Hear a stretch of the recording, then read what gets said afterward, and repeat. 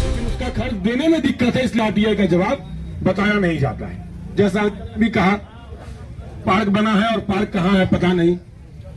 दूसरी बात, मैंने थाना परिसर में जब बैठक हुई थी, आप मौजूद थे सर, जिला पदाधिकारी महोदय भी मौजूद थे।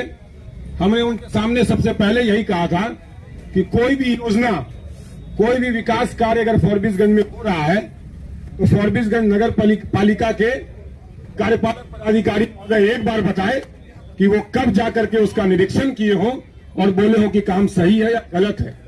कार्यपालक पदाधिकारी महोदय का काम क्या है, उनके शहर में क्या काम हो रहा है, विधिवत रूप से हो रहा है कि नहीं हो रहा, गुणवत्तापूर्ण हो रहा है कि नहीं हो रहा। लेकिन दुर्भाग्य की बात है कि फॉरबिसगंज के कार्यपालक पदाधिकारी महोदय को अपने चेंबर से घर और घर से चेंबर आने के अलावा कोई दूसरा काम है नहीं।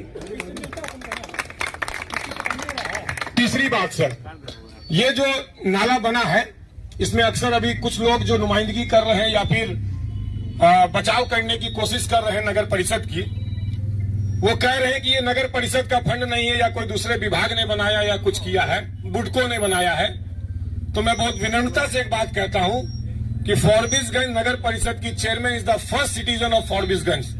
ये उनकी जिम्मेदारी है कि फॉरबिसगंज में कुछ अच्छा हो रहा है कि खराब हो रहा है, क्योंकि जब कोई बैठक होती है तो first citizen of the Forbesganj बोल करके सबसे पहले उनको किसी भी बैठक में चेयर मिलता है और वो सम्मान पाती है।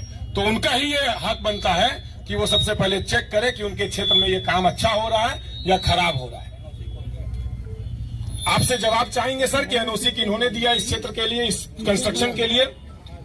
चौथी बात, अस्थायी समिति का भी आप लोग एक मुद्दे को बहुत स्पष्ट रूप से क्लियर कर लीजिए। एक अस्थायी समिति बनती है पूरे नगर परिषद में। जब कोई चीज पास होता है तो 3 अस्थायी समिति हैं, एक चेयरमैन साहिबा है, एक वाइस चेयरमैन है और फिर एक एग्जीक्यूटिव साहब है। अब आप समझिए कि किसका कितना रोल है किस चीज में। अगर अस्थायी समिति ने साइन कर दिया और चेयरमैन साहिबा ने कहा कि हम इसका अनुमोदन कर रहे हैं या हम इसको अप्रूव कर रहे हैं, तो कोई इसको रोक नहीं सकता है, आप विरोध कर लीजिए। या फिर अगर सबने साइन कर दिया तो पास हो गया। हम ये भी आग्रह करेंगे सर आपसे कि जितनी भी योजना फॉरबिसगंज में विगत 1-1.5 साल 2 साल में हुआ है, उसमें आप दिखाइए कि अस्थायी समिति की जब बैठक हुई है तो किन किन लोगों ने उसके समर्थन में साइन किया है, किन किन लोगों ने समर्थन में साइन किया और किन किन लोगों ने कहा कि इसके खिलाफ जांच होनी चाहिए या रुकना चाहिए। विनम्र आग्रह आपसे यही है सर कि कम से कम ये आपका क्षेत्र है, आप एक बार घूम करके देखिए और कम से कम अपने नगर परिषद क्षेत्र में जो कर्मचारी और सहायक और जितने लोग हैं उनको भी कहिए कि वो सहायक के तौर पे ही काम करें, वो बड़े बाबू साहब बनने की कोशिश ना करें। वो क्योंकि वो आप नगर परिषद में जाइएगा तो उनका लहजा या फिर जितने भी लोग यहाँ पर फॉरबिसगंज समाज के मौजूद हैं, आप बता दीजिए कि जितने भी लोग नगर परिषद के आपके बीच में आते हैं, क्या उनका बोली, क्या लहजा किसी अधिकारी से कम रहता है क्या? किसी भी अधिकारी से कम रहता है क्या? तो आप इन बातों पर भी गौर फरमाइएगा और उम्मीद है आपसे कि इस आंदोलन के बाद, इस सांकेतिक विरोध प्रदर्शन के बाद कुछ बदलाव होगा, यही उम्मीद और विश्वास के साथ धन्यवाद। हम आप सभी जानते होंगे, उनका भी फोन आया, उन्होंने वीडियो में देखा होगा।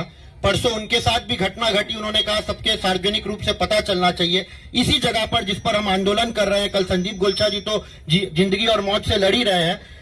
संदीप भैया अपनी गाड़ी को जब ले जा रहे थे, गाड़ी इतनी जोर से उछली, पीछे उनके पिताजी बैठे थे, सर ऊपर टकरा गया। हालांकि कोई बहुत बड़ी घटना नहीं घटी, गाड़ी बहुत डैमेज हुई। 1.25 लाख रुपए खर्चा आया गाड़ी को ठीक कराने के लिए। नीचे का सस्पेंशन टेक्निकल मुझे उतना नॉलेज नहीं है, वो सब डैमेज हुआ। तो इस तरह की घटना एक नहीं है। जब हम बैठे हैं तो रोजाना हर थोड़ी देर में कोई ना कोई फोन कर रहा है या हमारे इस आंदोलन के साथ जुड़ रहा है। 5 नंबर वार्ड में आरबी लेन में एक शिलापट लगा हुआ है कि इस घर से लेके इस घर तक नाला निर्माण हो रहा है। वो नाला निर्माण होता है, बीच में 140 फीट 120 फीट छोड़ दिया जाता है, पानी कैसे पास करेगा? लेकिन उसकी चिंता नहीं है, क्योंकि हो गया होगा, वो सारा काम प्रोसेस हो गया होगा। और ऐसी कई घटनाएं हैं, एक नहीं। लोग यहाँ आज के समय में देख रहे हैं कि सौंदर्यकरण कैसे हो, पार्क कैसे बने।